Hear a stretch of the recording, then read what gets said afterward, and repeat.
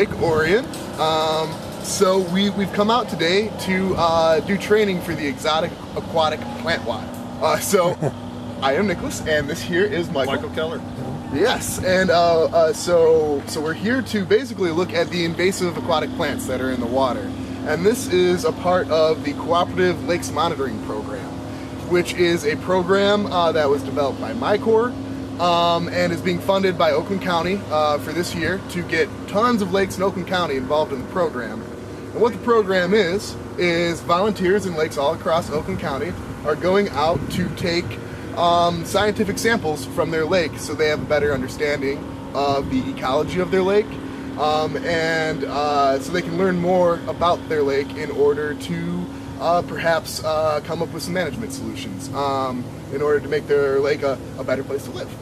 So yeah, so we were out here today to look for 5 particular invasive species. So we were looking for starry stonewort, hydrilla, curly-leaf pondweed, European frogbit, and Eurasian watermilfoil. So in Lake Orion here, we found 2 of those species. We found the Eurasian watermilfoil, and most prominently, we found starry stonewort. That was across the bottom of a significant chunk of the lake. So that's what we found here. And it's really a great program in that volunteers can get involved. Indeed. Yes, and absolutely, they can take this data, which they're collecting from their lake, and put it online. So it is accessible to any academics or the government if they want to use it to be able to track the spread of invasive species or any other scientific projects that they'd like to conduct on the lakes. Okay. So, yeah. What's your background, or what's Nicholas? What's your credentials, or how are you? Yeah. I think Mike is a volunteer. Is that correct, Mike? I'm just a lowly volunteer. There's no such thing as a lowly volunteer because we rely on our volunteers to collect all this data, which is awesome. So I'm a research student at Wayne State University, and right now I'm doing an internship with the Huron River Watershed Council to train volunteers in all these lakes on how to look for their aquatic invasive plants. But yeah, this data is definitely data that I would like to use in the future to study the spread of starry stonewort. So that is something that I have a very particular interest in. So. Great program, and I highly recommend it. Yeah, From a volunteer standpoint, best thing ever. Just a quick tour around the lake, eh? Yep. About 3 hours. Yeah. We went around and we basically just sampled in locations where we're most likely to find invasives. So those are places like inlets and outlets on the lake, public boat launches, the marina. So we checked all of those areas because that's the best way to make sure that if you find the invasive in one spot, you might be able to prevent it from going to another spot. So, yeah. All right. Well, appreciate it. Thank you. It's very deep in here. Right. So this is where we would get interesting with our transects. Okay. So not every transect has to be a perfect line that follows that exact depth gradient. If you're in an area where it only gets to 10 feet of depth, then you're just going to sample 3 times in a way that you feel like you're getting a pretty comprehensive idea. And then when you get out from shore, I mean, if it's 10 feet for quite a ways, then when you get a certain distance off, do you stop? Or do you go until you find something deeper? You would keep going until you find something deeper. Okay. Yeah, because you want to get different plant communities will grow at different depths. Okay. So we're just trying to capture the whole possible community. So yeah, cool. Yeah, so let's just head on back over towards the dock, and we'll take a sample right there. Okay. And see what's growing right there. Are these invasive species? Are they picky about where they grow, or do they just grow everywhere? So that is one of the characteristics of invasives is that they're generally pretty generalist. So they will be opportunists and grow where they can. Wherever they can. So drawing this first transect basically is just gonna cover this bay back here, and so we would just draw like a straight line from the boat launch all the way to the other side of it, and then on this map we're going to number this transect. So this is transect number 1. And you number each transect, and then I've got data sheets that come with it, so we match that to the data sheet, and the map gets sent in along with the data sheet. So, yeah. So, very first thing that I do, handy dandy rig is tie it to somewhere on the boat. Because I'll give you one guess what happened the first time that I tested this puppy out. Oh dear. Oh dear. So where do we want to go? Do we want to go? Because this guy's probably going to launch something. Towards that rock right there. Then you have a marker that you can recognize. Yeah. Now do we? The tree stump. I think since I've got the back deck, makes for a nice spot to launch that thing. I'm just going to back us over there. Sounds good. Good for you guys. Sounds good. It's plenty deep over there, even the back end. So.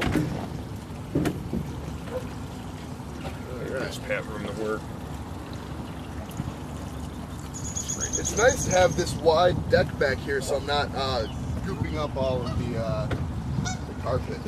Well, that tends to happen sometimes. It does, but my kids take up the slack when it comes to gooping up the carpet. So if you see Cheetos and other things, just ignore it. So this bed right here, what is that, Nick? That bed right there. Right there? Yeah.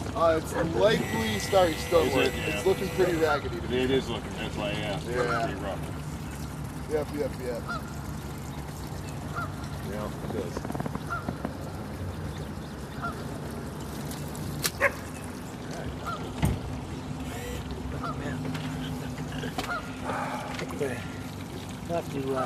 We probably should take an inventory and see which of the islands we want to focus on. Yeah. Because if you have to do all 23 islands. Well, that won't be today for sure. Well, we'll pick some of the what we think would be the higher candidates. That's exactly what I would do. Get the ones where you think the issues are the greatest, and let's do those. Just give it a second to settle.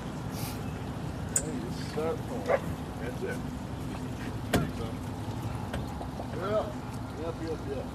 Yep.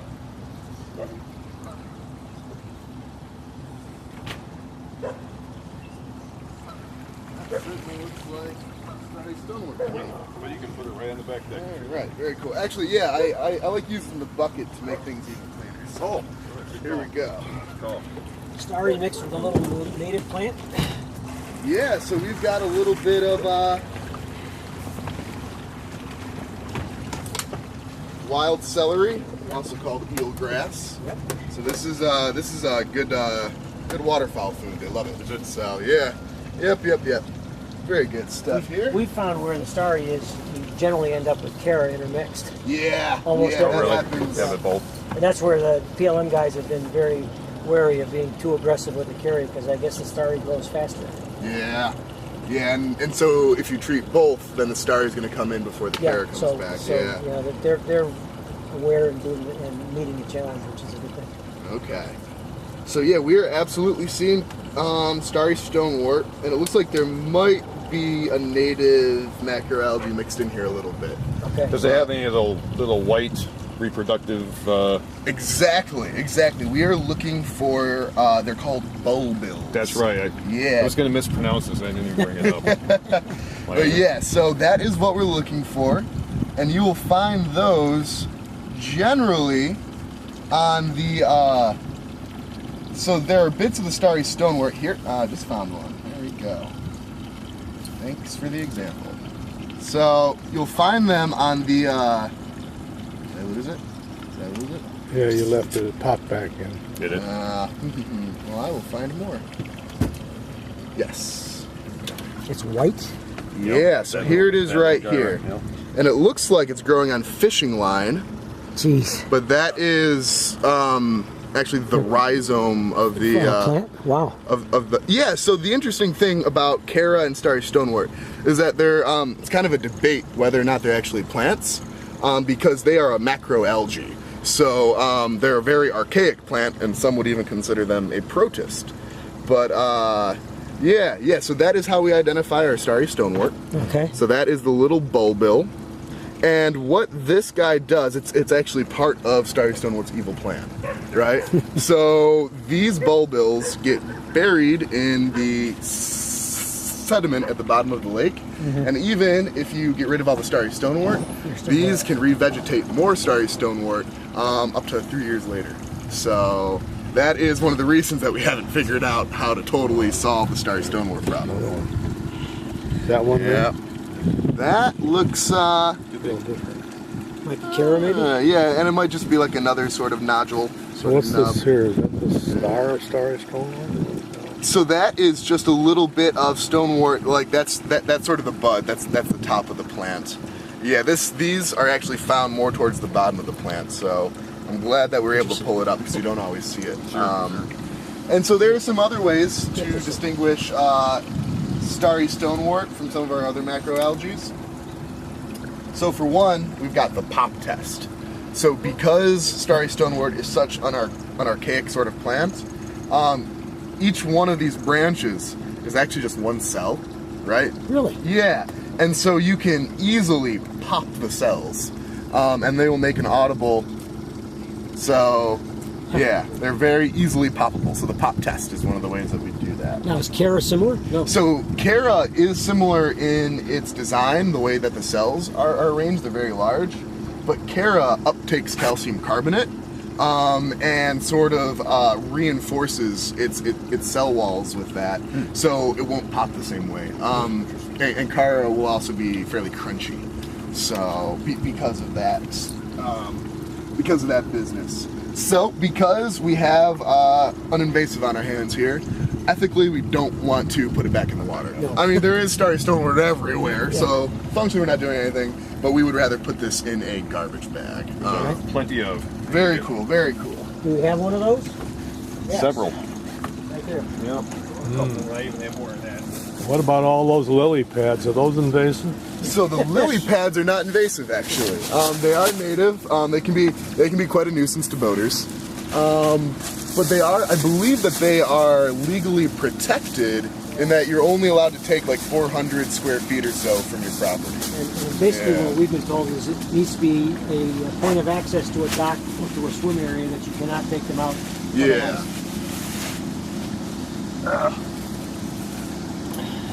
One of the things that I had to wise up to over the course of the summer, starting with a like purely ecological perspective, I was like, don't ever get rid of any of the plants. What are you doing? And then it quickly dawned on me, talking to the volunteers and stuff, that there is a balance that you have to have between recreational health and the actual ecological health. So yeah, there's nothing wrong with pulling up lily pads if it's in the way of your boat, as long as you're not getting rid of all of them. Yeah. I was kind of shocked when I was taking up some of the ones around my house that when you go down in the water, the underwater one is as big as root structures as big as my arms. Ooh. It's sending up shoots. This stuff. Yeah, those rhizomes can get real. You think it's going to be easy to get that out? Good luck. So I'll take us back to the rock. That'll be our landmark. And so we'll go out, about 10, 15 feet where we took the first.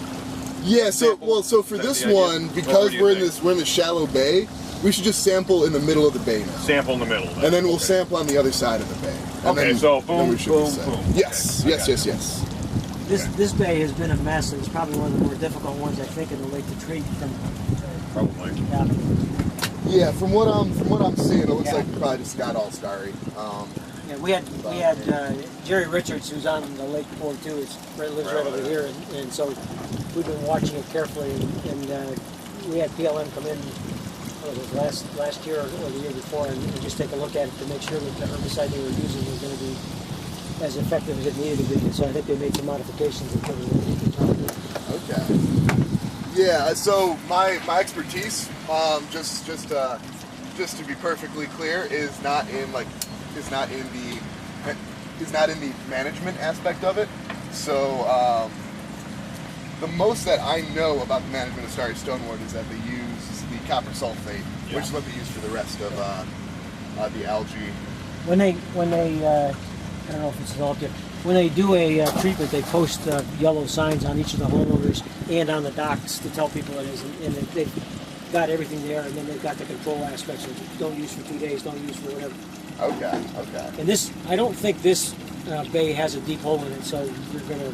So we're pretty much just. Yeah, you're gonna get what you just had again. Probably so. Yeah. So we got a big old load of starry stonewort. Yeah. And you don't even have any celery on it. Oh yeah. Oh, you do. Just one piece. Just one piece? I don't even see it.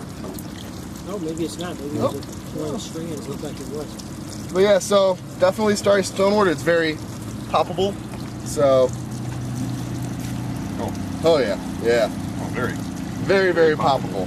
Yeah, and then all of the orange specks that you're seeing on it, so that's the male reproductive organ. There are no female starry stoneworts in all of North America. So it's just a male that is continuing to clone itself repeatedly. Which actually makes it pretty nice for management because it's not going to be mutating and becoming more resistant to any chemicals that we might use on it in the future. All right, gentlemen. So we're on to the next step, which is the actual data collection, which is pretty simple for the plant watch. So we've got the front of the worksheet is just basic information, lake name, county, comments on like the weed treatments. So we like to have that kind of information.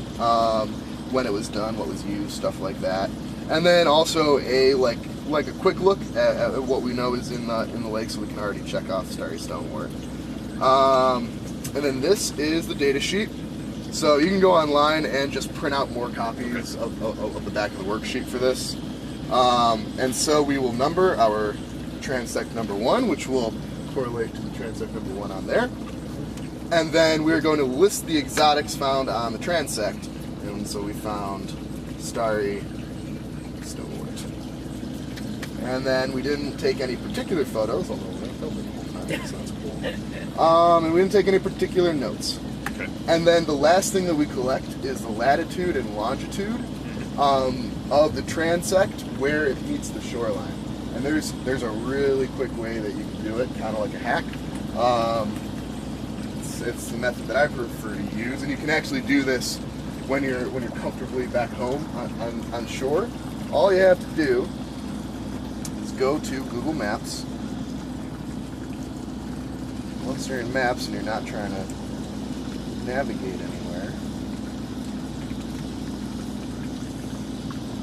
So we are right here, and the boat launch was right over here, right?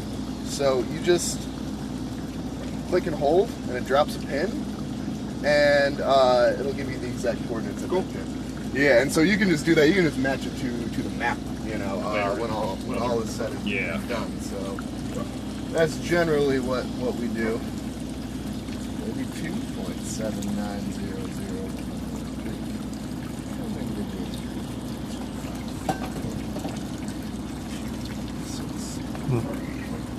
All right, and that is the data collection. So it's very baseline for this.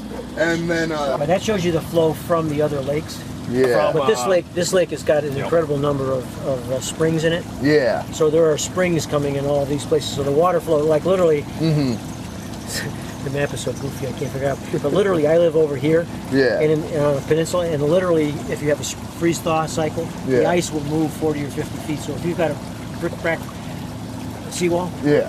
it will pick up the pieces and move them 30 or 40 feet.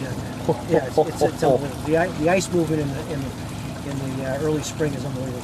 Oh my gosh. Yeah, in fact, and it's so strong that you can't have at least on my property, you can't have a seawall because it will actually break the seawall. Well, and seawalls in general will actually promote erosion in the long term because it's eroding underneath the seawall. Is it? Yeah. Yep. But yeah, so we are going to draw this sort of wonky looking transect because this is it's a curvy area here, and that's okay because we're allowed to play with these transects in order to get them to look at what we want to look at. So that should probably be good for that transect, and then we would run another one to cover this bay here like that. Oh, this is an old map. Oh, is that not there anymore? No, Yeah, it's an that old right map. there is my house, but it's not an island. Oh, okay. Yeah, this Okay. is an old map. Yeah, All right. that's what I'm looking at. Going, my house is not even on this map. Am I from Lake Orion? That's why I printed a couple. I'm like, I don't know, this map is... Yeah, All right, so... go on through that motor out of here and go find us. We should have probably picked some places before we. Yeah. So actually, we can take a minute and take care of that now. Yeah, it'll take us a minute to get out of here anyway, so Yeah. I'll let you guys brainstorm on Very cool, very cool. Let's get in. I suggest again trying to hit the main lake. Yeah. Couple spots there, and then the secondary main lake, maybe around like George said, Bellevue Island, probably be a decent one.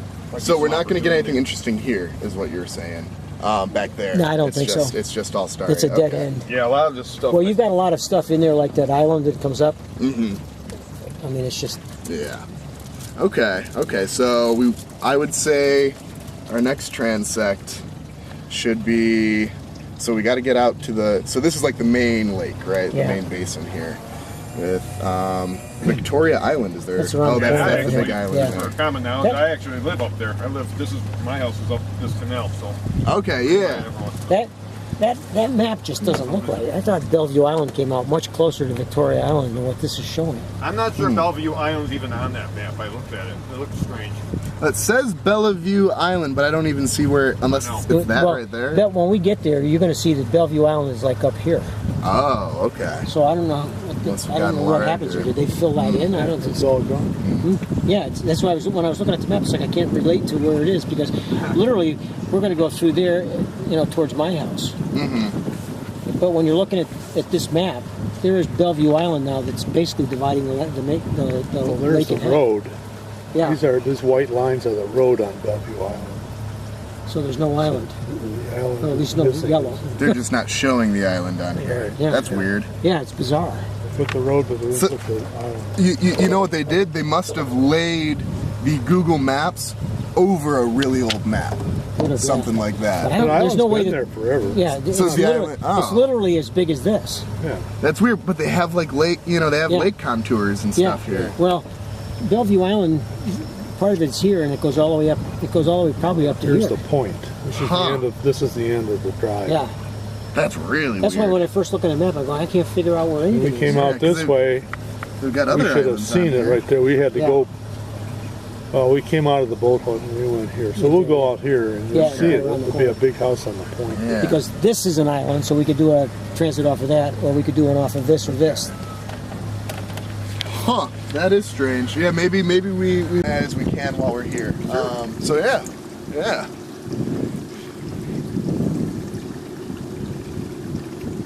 No, it's very straightforward. It's good. Cool. I like it. I wonder if we should hit multiple points on the lake rather than doing like one at a time all the way around and sort of get a perspective on the lake rather That's, than Yeah. that's what I was thinking. Yeah. Because it's so vast, Yeah. and I know for a fact the secondary main lake, the architecture is very different than the main lake for some reason. They're almost like two different lakes, but they're connected, and it's really strange. So yeah, getting Isn't a it broad incredible? perspective is. I love Yeah. it, and it's different month to month. Yeah. It never looks the same. Yeah, the lakes are so cool because one, there's so much seasonal variation, right? Very much. And then two lakes that are right next to each other, even with a lot of connectivity, because of just the millions of factors that affect lakes, they can have totally different personalities. They do. You know? Very much so. Yeah, it's really cool. In fact, it has been as an aquatic ecologist an incredible privilege to be able to see so many lakes in one season. Oh, I bet. You know, because you're seeing so much variety. Yeah. Yeah. So here, no starry. We've got the good stuff. So this is Cara. Cara. Yeah. So starry stonewort's native cousin. That's right. So it's got a stink to it. That is why it's often called musk grass. Yep. One of the ways we're going to distinguish it from starry stonewort is the crunchiness. Oh yeah. So this is real crunchy, and that's because it's uptaking calcium carbonate from the sediment. Crunchy, but it doesn't pop. Yeah. It does not have that poppy. No. Just kind of smushes. Yeah. But we do. Somehow, in the middle of this crunchy Cara, we've got a bunch of starry stonewort bulbils. Really? What the So heck? it's in there. Just Cara doesn't have the same. So yeah, starry stonewort is the only one that creates these stony bulbils. Huh. So that means there must be some starry stonewort looks like we're over starry now. under this Cara. That's what the little white. That's what these are, yeah. Oh, yep. Those You're are right. those are more bulbils, but this is Right. definitely Cara because it's crunchy. Yep. and it's tightly so the whorls on Cara are very tightly packed. Where with starry stonewort they'll be really wild. So that has to be a fluke because there's no way that that's starry. That this is a starry bowbill.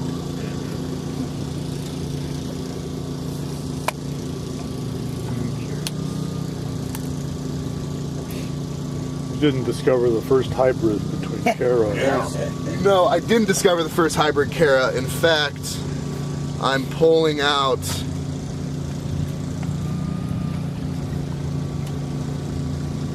Yeah, no, that's not a star. Okay. Interesting. Very interesting. Yeah.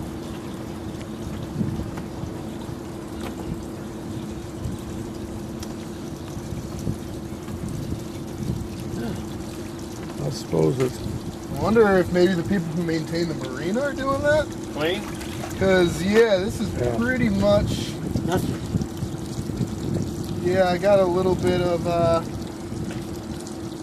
you know, I'm going to do another toss because that looks like just like little tiny fragments of starry stonewort. In fact, I actually pulled up a bunch of stars without actually pulling up much of the actual plant. In fact, whoa! Well, here's a specimen. This guy I'm holding on to. Look at how big that star is on this guy. I see it from here. I know it's technically tiny. Yeah, geez. But that is huge It is for one of 5-pointed. these. Yeah. Oh yeah. Oh, that's 6-pointed actually. Wow. Okay, I'm holding on to this. That makes it a Star of David. Because Eric from MSU during my training for this gave me a little vial of these, and I left him with one of the volunteers. So now I need my own. There we go. Perfect. So there is some starry down here. We know that. throw it out again. You want to try the other side? We will try this again. Yeah. I find it a tad suspicious because the village never got in the weed treatment program, and it used to be a mess here, and now there's no weeds at all. Yeah. Very suspicious. Yeah. Yeah, look, I'm just pulling up little bits of starry stonewort. Nothing. Little bits of it with really big bulbills. Yeah, like really big. Like these are the biggest I've ever There's seen. no way that they're doing anything legal here. None. So what, and the reason we might be seeing such big bulbills is they like to produce them when they're under stress. So that's because it's a defensive mechanism. The plant's dying, so let's do this so we can revegetate years later. So they might have just went and dredged all this up or something like that. They might have used a harvester Might have. or something. Followed our There's a damn problem right over there. Instead of milfoil, what I was actually looking at Coonweed. was coontail. Coontail. I'll get Yep, it right yep, one. yep. Oh, there was there's some something milfoil else. here, but this looks like this might be our hybrid. Yep. So a lot of the characteristics of the